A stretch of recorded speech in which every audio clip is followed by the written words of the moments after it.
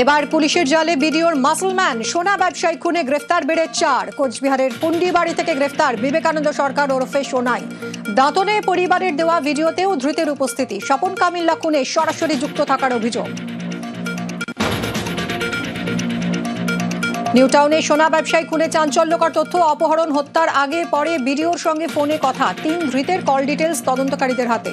মোবাইলের forensic report পেলেই পদক্ষেপ। আরও 2 জনের খোঁজে তল্লাশি।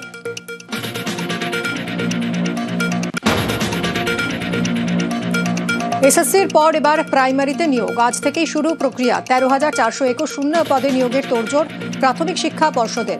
আবেদনে আজ থেকে পোর্টাল চালু।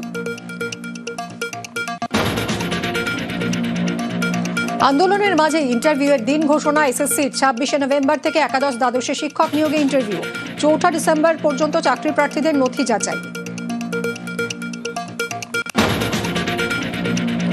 অনুপ্রবেশের পর ভারতে বসবাস। এসআইআর চালু হতেই বাংলাদেশে ফেরার হিড়িক।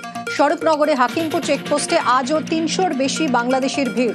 সীমান্ত পারে বাধা বিএসএফের, চলছে নথি যাচাই।